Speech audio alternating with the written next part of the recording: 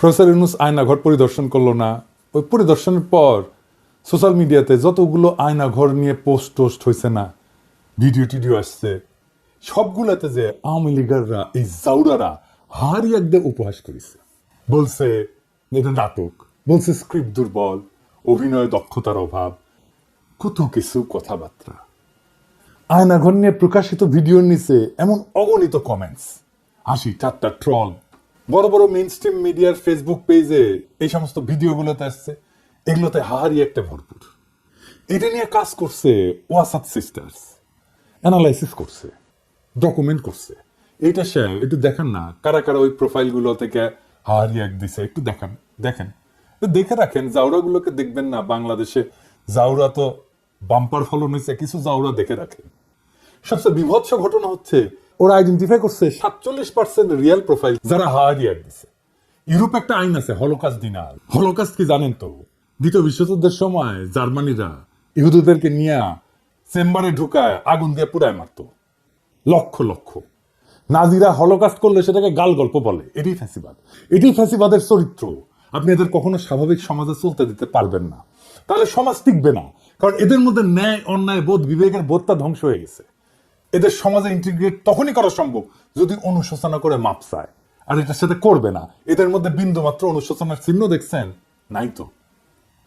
ঠিক আছে, fair enough. Fascist যেহেতু একটাই ভাষা বুঝে, আমরা সেই ভাষায় ফ্যাসিস্টদের সাথে ডিল করব। সেই ভাষায়, যে ভাষায় আমরা 32 নম্বরকে ডিল করছি, ঠিক একই ভাষায়। আওয়ামী লীগের তীর্থভূমি ধ্বংস করার শর্ত এই অনুশোচনাহীন আওয়ামী লীগারদের অবদান। আমরা কোন আওয়ামী ফ্যাসিস্ট সাইকোপ্যাথকে সমাজে থাকতে দেব না। মাত্র কয়েকদিন আগের গণহত্যার কথা অস্বীকার করে। এরা মানুষ? এদের আপনি মানুষের মর্যাদা দিতে চান? এদের আপনি গণতান্ত্রিক অধিকার দিতে চান? গ্রেপ্তার করে গ্রেপ্তারকৃত হতভাগ্যের স্ত্রীকে রোজা ভাঙ্গায় ধর্ষণ করে যে হাসিনার পুলিশ, একবার না বারবার এই ভয়ঙ্কর ইতিহাস সামনে আসতেছে, সেই সময় বাংলাদেশে বসে হারি এক দেবে আর আমরা এটা মাইনা নেব? স্বামীকে আটকের পর হত্যার হুমকি দিয়ে স্ত্রীকে ধর্ষণ করত এই আলেপ হাসিনার পদক পাওয়া পুলিশ। শোনেন, তাকে ধর্ষণ করার বিনিময়ে আমাকে মুক্তি দেওয়া হয়। বাচ্চারা, তোদের টুঙ্গি পাড়া উড়াই দেবো, আমি শপথ নিলাম। ফ্যাসিবাদের শেষ চিহ্ন মুছে ফেলবো। দে দেখি কত হাহারি এক দিতে পারিস। জাউরার সাথে ডাবল জাউরমে করা হবে।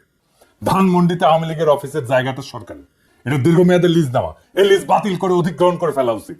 লিজের শর্তের আইনি পরীক্ষা করে যদি সম্ভব হয় দ্রুত লিজ বাতিল করে দিতে হবে। এটা ধানমন্ডি 32 নম্বরের জন্য প্রযোজ্য। আমরা এই জন্য আওয়ামী লীগকে নিষিদ্ধ করতে চাই। এদের পশ্চিমে অ্যাসাইলাম নেওয়ার রাস্তা যেন বন্ধ হয়ে যায়, আর যারা পশ্চিমে আছে তারা যেন আওয়ামী লীগের হয়ে জিন্দাবাদ দিতে না পারে। নিষিদ্ধ সন্ত্রাসী দলের সদস্য হিসেবে এদের যেন দেশে ফিরে আনা যায়, আর এদেরকেও বিচারের মুখোমুখি করা যায়। দেখেন, ইলিয়াসকে হত্যা করতে চাইছে আমেরিকা আওয়ামী লীগের ভাইস প্রেসিডেন্ট, আবার পিএইচডি করেছে। কি রকম জাউরা এগুলো সেটা দেখে শুনেন।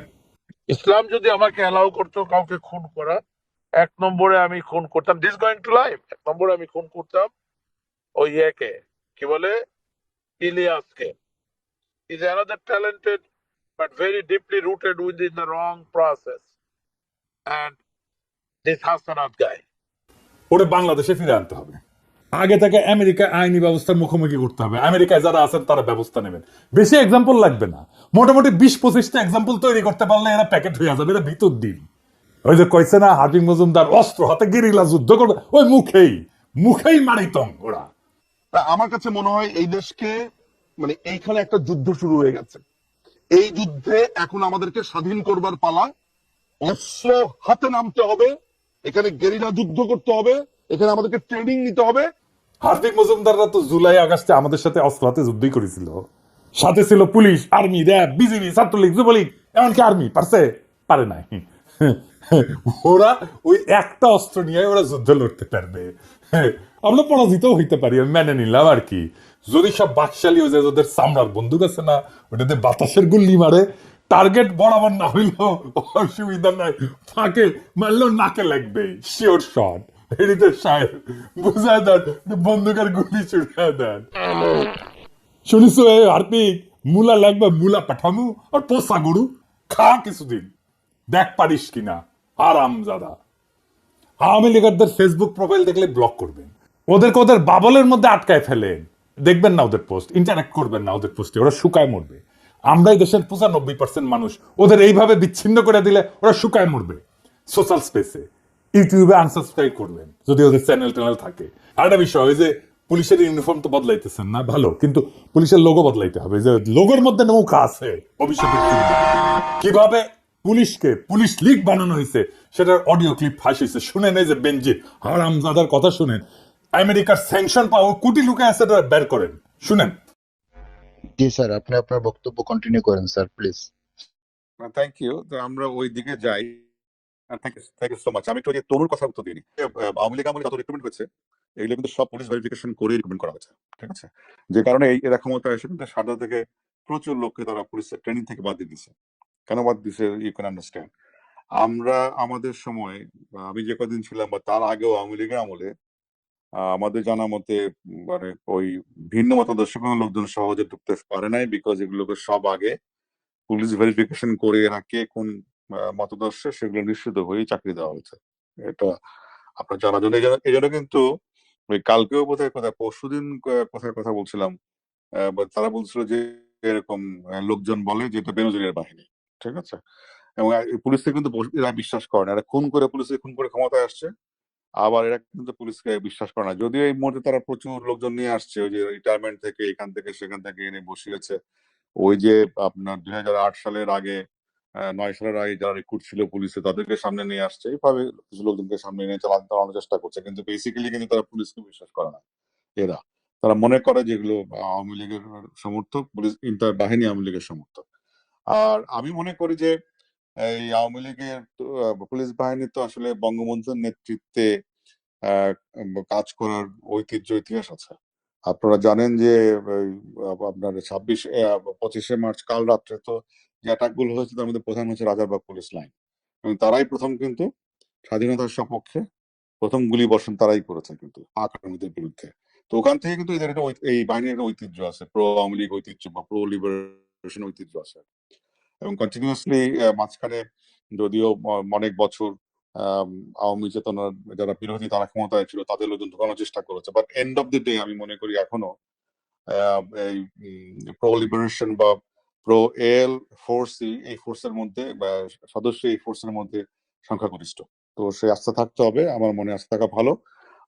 এবং এন্ড অফ দি ডে দেখবেন যে এরাই আপনার একসময় সহযোগী হয়ে দাঁড়াবে আর কি। এই মুহূর্তে হয়তো না পারলেও কোন একটা সময় সহযোগী হয়ে এদের সহযোগিতা আপনারা পাবেন। আর আমি চেষ্টা করছি পুলিশ বাহিনীর সদস্যদের যারা আপনারা জানেন যে প্রচুর লোকজন তো যখন 5ই আগস্টের পরে প্রচুর পুলিশের সিনিয়র অফিসাররা কর্মস্থল ত্যাগ করে গেছে আর আসে নাই। আর প্রায় 300-350 অফিসারকে ইতিমধ্যে চাকরিচ্যুত করা হয়েছে। সমসংখ্যক কর্মকর্তাকে বিভিন্ন জায়গায় সংযুক্ত করে রাখা হয়েছে, মানে তাদের ডিউটি থেকে প্রত্যাহার করে অকার্যকর করে রাখা হয়েছে। এবং করে তারপরে এই যে এই গ্যাপে তারা ওই যে আওয়ামী লীগ যখন ক্ষমতায় ছিল না সেই সময় যে রিক্রুট যারা তাদেরকে নিয়ে আসা হয়েছে, অনেকে রিটায়ার করছে তাদেরকেও নিয়ে আসা হয়েছে। তো ফলে এটা ভঙ্গুর অবস্থা, এটা এই বাহিনীর। আমি চেষ্টা করছি যারা বাহিনীতে কাজ করতেছে তাদের সঙ্গে যোগাযোগ স্থাপন করার জন্য। এটা আমি করে যাব যাতে করে এই বাহিনীর সহযোগিতা সাপোর্ট আপনারা পেতে পারেন, সে চেষ্টা আমার অব্যাহত থাকবে। আর রিগার্ডিং দলীয় প্রোগ্রাম, এটা তো মাননীয় প্রধানমন্ত্রী দেবেন, নেত্রী দেবেন, যেটা প্রোগ্রাম দিবেন যেটা ওখান থেকে আসবে সেটাই আমাদের সবাইকে বাস্তবায়ন করতে হবে, বলবৎ করতে হবে। তবে বলবৎ বাস্তবায়ন কিভাবে করবেন এটা হচ্ছে আপনার মনসিয়ানা। যেমন ওই যে এটা করতে গিয়ে তো অনেক প্রায়োগিক ক্ষেত্রে অনেক সমস্যা উদ্ভব করতেছে, আমি জানি, বিভিন্ন সময় আমার সঙ্গে অনেকে কথা বলে। তো এই যে সমস্যাগুলো হচ্ছে সেগুলোকে আমাদের স্থানীয় পর্যায়ে সেগুলোকে মোকাবেলা করে এটা এই পুলিশকে রাহুমুক্ত করতে হবে। যারা রাহুমুক্ত করার কাজ করতেছে তাদের বিরুদ্ধে ষড়যন্ত্র শুরু হয়েছে, বুঝছাও? কারা করতেছে নাম কইলাম না, কিন্তু আমরা সব জানি। পুলিশের নেতৃত্বকে শান্তি মতো কাজ করতে দিবেন। যারা নানা ধান্দায় চুকলি কাটতেছেন পুলিশের নেতৃত্বের বিরুদ্ধে সাবধান করে দিতেছে, ভাইজান আপনাদের সকলের আমল নামা করলে আছে আমার কাছে। আমি সোনাপটিদের পিছে লাগি না, এটা আমার স্বভাব বিরুদ্ধ, কিন্তু পুলিশের সংস্কারের যে ধারা শুরু হয়েছে যেটা আমরা দেখতে পারতেছি সেটাকে নেতৃত্ব শূন্য করে বাধা সৃষ্টি করতে চাইলে তাহলে ছাড়া হবে না, সাবধান হইয়া যান। যারা পুলিশের বর্তমান নেতৃত্বের বিরুদ্ধে চুকলি কাটতেছেন, শুনলাম প্রফেসর ইউনূস সাহেব নাকি চুকলি কাটতে গেছিলেন, সত্য নাকি? হ্যাঁ, স্যারের পাঠায় দিয়ে আপনাদের আমল নামা দিব, চাপা মায়ের দিয়ে দিব কলে, তাই সাবধান হইয়া যান। এই বান্দা জিন্দা আছে। আর হ্যাঁ, ওই যে আঙ্কারের পুলিশ সদস্য ছিল না, ওই যে ওই যে ছত্রভঙ্গ করছিল, কাউরে না পিটায়, কাউরে না মাইরা ওটা খুঁজে পাওয়া গেছে। নাম রিয়াদ হোসেন, ডেমরা পুলিশ লাইনে। দেখেন সামাজিক যোগাযোগ মাধ্যমে ভিডিওটি ভাইরাল হলো, তখন আসলে জনমুখে আর কি অনেকজন অনেকভাবে আমাদেরকে প্রশংসা করতেছে, এবং আমরা চাই যে বাংলাদেশ পুলিশ যেমন জনগণের পাশে ছিল, আছে এবং থাকবে, আমরা তাদেরকে আরো সেই আস্থাটুকু আনতে পারি যে আমরা যাতে ভালোভাবে তাদের সাথে কাঁধে কাঁধ মিলিয়ে বাংলাদেশকে গড়তে পারি। এখন ভাইরাল হলো, বন্ধু বান্ধব, তারপরে সহকর্মী যারা আছেন, আত্মীয় স্বজন, পরিবার, সবাই আসলে আমাকে নিয়ে গর্ববোধ করছেন। আমিও চাই যেন আমি আমার দেশের জন্য কিছু করতে পারি। আরে ভাই, মন তো ভরলো না এই রিপোর্ট দেখে। ওর বাড়ি কোথায়? বাবা মাকে, এই মা, যেই মা এই সোনার ছেলেরা পেটে ধরছে, তারে তো আমাদের সম্মান জানাতে হবে, তারে সালাম দিতে হবে না? তো এইটা ছোটখাটো রিপোর্ট না, বড় রিপোর্ট চাই। আর হ্যাঁ, ওকে বিভাগীয় পুরস্কার দেওয়া হোক, পুলিশ পদক দেওয়া হোক তারে। এবার আসেন হাদানকারী আফসোস লীগের আলাপে ফিরে আসি আবার। যারা জুলুমকে অস্বীকার করছে, যারা উপহাস করছে, তাদের ক্ষমা নাই। আমি পবিত্র কোরআন শরীফের একটা আয়াত পড়ি, সেখানে ঠিক একই ধরনের বার্তা আছে। যারা অপরাধী তারা বিশ্বাসীদের উপহাস করত, এবং তারা যখন তাদের কাজে দিয়ে গমন করত তখন পরস্পরের চোখ টিপে ইশারা করত। তারা যখন তাদের পরিবার পরিজনের কাছে ফিরত তখনও হাসাহাসি করে ফিরত। যুগ বদলায় কিন্তু জালিমরা বদলায় না, ওই একই আবরণ নিয়ে ফিরে আসে বারবার। আর পবিত্র কোরআনেই বলা আছে কি করতে হবে, কোনটা আমাদের করণীয়, আর এদের ভাগ্যে কি আছে সেটা বলা আছে। তারা সামান্য হেসে নেই, শীঘ্রই তাদের কৃতকর্মের জন্য প্রচুর কাঁদবে। এখন প্রশ্ন হচ্ছে, কেন, কিভাবে তাদের এই সাহসটা তৈরি হইল? কারা এই সাহস তৈরিতে ভূমিকা রাখলো? আসেন সেটা বুঝে দেখি। 5ই আগস্টের পর আমরা দেখছি সমস্ত অর্গানাইজ শক্তি কেন্দ্র যেগুলো ছিল, যেমন ধরেন বড় রাজনৈতিক দলগুলো, আর্মি, এরা আওয়ামী ফ্যাসিস্টদের আশ্রয় দিল। প্রথমে আশ্রয় দিল আর্মি সারা দেশের ক্যান্টনমেন্ট গুলোতে, তারপরে জাতীয় স্থানীয় পর্যায়ে বিএনপি, জামাত, কিছু নেতা, এমনকি পুলিশ ডিজিএফআই নিরাপদে সীমান্ত পার করে দিল। আর্মির হেফাজত থেকে পালায় গেল লেফটেন্যান্ট জেনারেল মুজিব। কাউকে এর জন্য দায়ী করা গেছে? করা হয়নি। কেন করা যায়নি? ওয়াকারের বিরুদ্ধে কিছু বললে হুক্কা হুয়া শুরু করে দেয় ডিজিএফআই এর পেইড এজেন্টরা। ওয়াকারের জন্য নাকি ইন্ডিয়া বাংলাদেশে আক্রমণ করে নাই। খারান খারান হাইসানি, আমি না ঘোড়া হাসবো। ডিজিএফআই ভালো, খুবই ভালো। বলেন দা ডিজিএফআই নাকি একাই গুম করে না, আরো সবাই করেছে, তাই ডিজিএফআই অত খারাপ না। হ্যাঁ, ডিজিএফআই ভালো, খুবই ভালো ছেলে, সন্ধ্যাবেলা হাত মুখ ধুয়ে পড়তে বসে, তাই না? যে আর্মি চিফ 5ই আগস্টে সারাক্ষণ ইন্ডিয়ান আর্মি চিফের সাথে কথা বলছে, হাসিনার বোনজামাই জন্য মেডিকেলি আনফিট হওয়ার পরে আর্মি চিফ হয়েছে, যার কমান্ডে আর্মি সবচেয়ে বেশি হত্যাকাণ্ড চালাইছে ছাত্র জনতার উপরে, যেই শহীদের শরীরে বেধা 66% গুলি আসছে আর্মির অস্ত্রাগার থেকে। আমার কথা না, জাতিসংঘের কথা। সেই আর্মি চিফ ইন্ডিয়া থেকে বাংলাদেশ বাঁচাইতেছে। হে খোদা, আমারে উঠায় না, নয়তো দড়ি ফেলাও, বায়ে উঠে যায়। এই বয়ান যারা বলে তারা কার স্বার্থ রক্ষা করে? এই বয়ান যারা বলে তারা কার ক্রীড়নক? এই বয়ান যারা বলে তারা কার পুতুল? তাদের কি নাচায় আমরা জানি। ছাগল নাচে খুঁটির জন্য, আর এই খুঁটিটা কি সেটাও আমরা জানি। বাংলাদেশে হাসিনার পলায়নের সবচেয়ে বেশি ঝামেলা এখন কি পড়েছে, এটা বুঝলে আমরা সব রাজনীতি ফকফকা করে বুঝতে পারবো। আসেন সেটা বুঝে দেখি। সবচেয়ে বেশি ঝামেলায় পড়েছে মোদি। আন্দোলন, বিপ্লব দমনে পুলিশের পোশাকে অন্য দেশের নাগরিকদের থাকার প্রমাণ মিলছে। আন্তর্জাতিক অপরাধ ট্রাইব্যুনালের চিফ প্রসিকিউটর বলছে নিজেই, প্রমাণ, অনুমান না। তার মানে প্রসিকিউশন হাসিনার বিরুদ্ধে না, ভারতের মোদিকে এখানে মামলায় ঢুকাবে। মোদির আরো সমস্যা আছে। বিএনপির সালাউদ্দিন সাহেবকে কিভাবে ঢাকা থেকে ধরে নেওয়ার পরে ইন্ডিয়া পাওয়া যায়, সুকরঞ্জন বালিকে কিভাবে হাইকোর্টের সামনে থেকে অপহরণ করার পরে ইন্ডিয়ার জেলে পাওয়া যায়। মোদিকে এটার জবাব দিতে হবে তো, ইন্ডিয়াকে রাষ্ট্র হিসেবে এটার জবাব দিতে হবে তো। হাসিনাকে, তার দলের সব দুর্বৃত্তকে কেন আশ্রয় দিচ্ছে ইন্ডিয়া? আর কিভাবে বাংলাদেশের রাজনীতিতে হস্তক্ষেপ করছে সেটা তো আমরা জানি। হাসিনার অপরাধের সলিড এভিডেন্স পাওয়া গেছে জাতিসংঘ থেকে। আমরা করি নাই, প্রফেসর ইউনূস করে নাই, প্রফেসর ইউনূসের প্রশাসন করে নাই, করছে থার্ড পার্টি জাতিসংঘ। এইটার কোন যদি কিন্তু নাই, এর সে সলিড এভিডেন্স হয় না। বাংলাদেশের আদালতে বেইজ্জতি, এটা মোদি ঠেকাইতে চায়। এইটা ভারত রাষ্ট্রের জন্য জরুরি। কিভাবে ঠেকাবে? একটাই রাস্তা আছে, প্রফেসর ইউনূসকে যত দ্রুত সম্ভব বিদায় দেওয়া। প্রফেসর ইউনূসকে বিদায় দিতে পারলে বাংলাদেশের সবকিছু আগের অবস্থায় চলে যাবে। এইখান থেকে পাইছে সাহস আবার আগের গৌর আবার হেডম নিয়ে আমরা আসতেছি, আর টাকা পয়সা তো আছেই, সবাই কিনে ফেলবে, এই হইতেছে প্ল্যান। সেই জন্যই আগাম নির্বাচন, দ্রুত নির্বাচন, এই সমস্ত আলাপ তিস্তানিয়া প্রোগ্রাম করে আর এক্সিকিউট করে কি দ্রুত নির্বাচন আর প্রফেসর ইউনূসের দ্রুত বিদায়, এই ইন্ডিয়ান প্ল্যান এক্সিকিউট করে। আপনারা বুঝে হোক না বুঝে হোক ইন্ডিয়ান ব্যাগেজ কান্দে নিছেন, এই ব্যাগেজ আমরা মাইনে নেব না, কোনোদিন মাইনে নেব না। বাংলাদেশের রাজনৈতিক দলগুলো কখনো জনগণকে দেওয়া প্রতিশ্রুতি রাখে নাই, ইতিহাস সাক্ষী। 1990 3 জোটের রূপরেখা রাখে নাই। তত্ত্বাবধায়ক সরকারকে প্রশ্নবিদ্ধ করছে প্রথমে বিএনপি, বিচারপতির বয়স বাড়ায়। এরা ক্ষমতায় থাকার জন্য সবকিছু করতে পারে।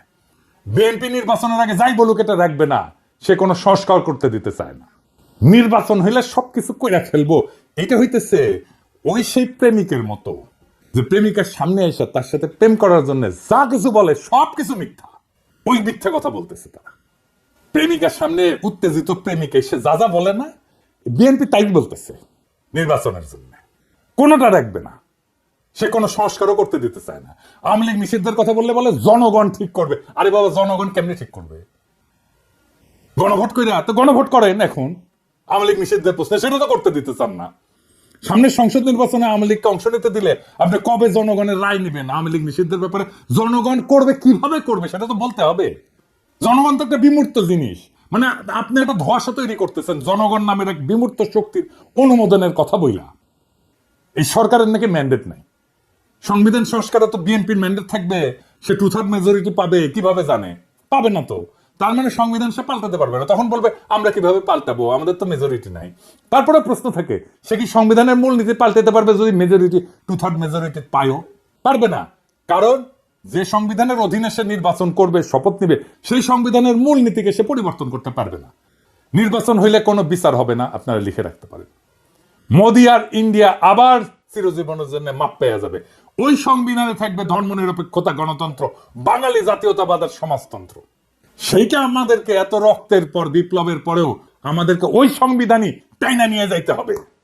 মোদি আর ইন্ডিয়া চিরজীবনের জন্য মাপ পেয়ে যাবে। তাদের যে আমরা পাইরা ফেলতে পারছিলাম, সেই সুযোগ হেলায় আমরা হাতছাড়া করে ফেলবো। কম্প্রোমাইজ করে ফেলবে যারাই ক্ষমতায় আসুক। কে আসবে আমি জানি না, যারাই আসুক রাজনৈতিক দল তারাই কম্প্রোমাইজ করে ফেলবে।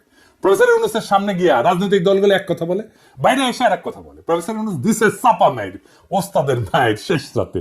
কইছে আপনারা যা চান লিখে দেন, কোন সংস্কার চান, কোনটা চান না, কোনটা আংশিক চান, কোন সংস্কারই চান না, সেটা লিখে যা চাইবেন। আমাদের তো কোনো এজেন্ডা নেই, সবাই মিলে যেটা চাইবেন শুধু সেটাই আমরা করব। তবে আমরা ওয়েবসাইটে দিয়ে দেব কে কি চাইছিলেন। আপনারা কোন দল কোনটা ইয়েস বলছেন আমরা রাজি, কোন দল নো বলছেন আমরা রাজি না, কোন দল বলছে আমরা সংস্কার রাজি, আমরা সবাই ওয়েবসাইটে দিয়ে দেবো। দেশের যে কোনো মানুষ দেখতে পাবে কোন কোন বিষয়ের প্রতি তার সম্মতি আছে, কোন বিষয়ের প্রতি মানুষের সম্মতি নাই। এটা কোনো গোপন জিনিস না, এটা হলো রাজনৈতিক দলের একটা বক্তব্য। আপনি বলেন যে আমি কোনটার দিকে সম্মতি নেই, লিখে দেন, আমরা একটা ওয়েবসাইটে দিয়ে দেবো যে এটার এই দলের তারা বলেছেন কোনটার প্রতি সম্মতি, অথবা আমরা সবটার প্রতি আমরা একমত হলো, আমরা একমত হতে পারি, আমরা কিছুটা সংশোধন সাপেক্ষে একমত হতে পারি, অথবা এইটাতে আমরা রাজি না, এটা আমরা ধরতে চাই না, হইতে পারে। আপনাদের ইচ্ছাটা প্রতিফলন করা আমাদের দায়িত্ব হলো জাতির সামনে আপনাদের ইচ্ছাগুলোকে তুলে ধরা। এর ভিত্তিতে আমরা কি কাজ করবো সেটা আমরা পরে দেখার পরে ঠিক করবো যে এটা কি করা যায়, আপনাদের বক্তব্যগুলো কি আছে। বুঝছেন? ব্যাস মুখে এখন তালা। এইবার রাজনৈতিক দলগুলো বুঝবে অ্যাকাউন্টেবিলিটি কারে বলে, দায় নেওয়া কাকে বলে। এইবার তারা বুঝবে রাজনীতি জিনিসটা কত কঠিন, জটিল। এটা ছেলের হাতের মোয়ানা। এতদিন ভালসুন্দের সাথে খেলছে তো বুঝতে পারে নাই রাজনীতি কত কঠিন। এবার প্রফেসর ইউনূসের সাথে খেলতে গেছে, বুঝেছে। প্রফেসর ইউনূস একাই খেলা দিছে একটা কথায়। রাজনৈতিক দলগুলোকে বলি, কোন বিশেষ দলকে উদ্দেশ্য করে এটা বলতেছি না, সবাইকে বলতেছি, বাংলাদেশে ইন্ডিয়ান ব্যাগেজ নিয়ে রাজনীতি করার দিন শেষ। ইন্ডিয়ান ব্যাগেজ থাকলে আপনার রাজনীতির কোনো ভবিষ্যৎ নাই। আপনি যত বড় রাজনৈতিক দল হন না কেন, কোনো লাভ নাই। পিনাকির আপনি হুতে ফেললেও আপনি বেচবেন না। পিনাকি হইতে যাবে কিন্তু আপনি বেচবেন না। বাংলাদেশের রাজনৈতিক বাস্তবতা আপনাদের ইন্ডিয়ান ব্যাগেজ নিয়ে রাজনীতি করতে দেবে না, ফুল স্টপ। প্রফেসর ইউনূসের প্রতি আহ্বান, আপনার এই অন্তর্বর্তীকালীন সরকার ভেঙে দেন, বিপ্লবী সরকার গঠন করেন। জন আকাঙ্ক্ষা সেটাই। বিপ্লবী সরকার থাকবে ততদিন যতদিন হাসিনার এই বাকি টার্ম আছে ততদিন। 5ই আগস্টের পরে যে সুযোগ আমরা হারাইছিলাম, যে হারানোর সময় আবার ফিরে আসছে। এই মুহূর্তে আবার হারায় যাওয়ার আগেই বিপ্লবী সরকার গঠন করেন। দেশের রাজনীতির গুণগত পরিবর্তন হয়েছে, তাকে ধারণ করেন। বিপ্লবী সরকার গণপরিষদের নির্বাচন দেবে, সবাই নির্বাচন করছে, দ্রুত নির্বাচন দিয়ে দেবে বিপ্লবী সরকার গঠন করে 1 মাসের মধ্যে গণপরিষদ নতুন সংবিধান রচনা করবে, আপনারা নির্বাচন করেন সেখানে। সেই সময় বিপ্লবী সরকার সংস্কার সম্পন্ন করবে, নতুন সংবিধান রচিত হলে গণপরিষদ ভেঙ্গে দিয়া সেই নতুন সংবিধানের অধীন নির্বাচন হোক, আপনারা সবাই উৎসবের সাথে সেই নির্বাচনে অংশ নেন। আমি ব্যক্তিগতভাবে চাই প্রফেসর ইউনূস জাতির নেতৃত্ব থেকে যেন তারপরেও বিদায় না নেন, তিনি যেন রাষ্ট্রপতির পদকে অলংকৃত করেন, তিনি আসলে অলংকার হয়ে উঠবেন রাষ্ট্রপতি পদের জন্য। আমরা ওনার অভিভাবকত্ব এত তাড়াতাড়ি হারাইতে চাই না। বাংলাদেশকে আমাদের শক্ত অর্থনৈতিক এবং রাজনৈতিক ভিত্তির উপরে দাঁড় করানোর জন্য প্রফেসর ইউনূসের অভিভাবকত্ব আমাদের দরকার। ছাত্র জনতার আকাঙ্ক্ষার রাষ্ট্র তৈরি করে দেওয়াটা আমাদের দায়িত্ব এবং কর্তব্য, আমাদের সেই প্রতিশ্রুতি ভুলে গেলে চলবে না। আমরা এক কঠিন জটিল সন্ধিক্ষণে দাঁড়ায় আছি, একদিকে ভয়, অন্যদিকে সম্ভাবনা। যারা সত্যকে বিকৃত করছে, ইতিহাসের নির্মম বাস্তবতাকে উপহাস করছে, তারা শুধু নিজেদের মানবিকতাই হারায়নি, তারা আমাদের ভবিষ্যৎকেও হুমকির মুখে ফেলে দিছে।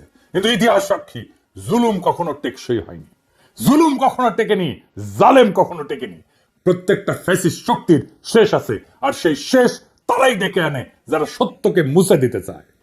আমাদের করণীয় একটাই, হাসিনা আর তার দোসরদের বিচার নিশ্চিত করা, রাষ্ট্রের ন্যায়ের ভিত্তি পুনর্নির্মাণ করা। আমাদের রাজনীতি কোনো আপোষের রাজনীতি হইতে পারে না। আমাদের লক্ষ্য একটাই, ফ্যাসিবাদের শেষ চিহ্ন মুছে ফেলা। আমরা জানি এই পথ সহজ না, বাধা আসবে, কিন্তু এই লড়াই শুধু রাজনীতির লড়াই না, এটা আমাদের অস্তিত্বের লড়াই। প্রফেসর ইউনূসের নেতৃত্বে আমরা একটা নতুন অধ্যায়ের সূচনা দেখছি। এই মুহূর্তটা আমরা হারাইতে পারি না। আমাদের সাহসী হইতে হবে, সংগঠিত হইতে হবে। এই লড়াই শুধু আওয়ামী ফ্যাসিবাদের বিরুদ্ধে না, এটা পুরো সিস্টেমকে বদলে দেওয়ার লড়াই। এটা একটা বিপ্লবী আন্দোলনের ভিত্তি। আমরা একটা নতুন বাংলাদেশ গড়ব, একটা ন্যায়ের বাংলাদেশ গড়ব, একটা ইনসাফের বাংলাদেশ গড়ব, একটা মানুষের বাংলাদেশ গড়ব। ইতিহাস আমাদের দিকে তাকায় আছে। আমরা কি আমাদের সেই দায়িত্ব পালনে প্রস্তুত? ইনকিলাব জিন্দাবাদ।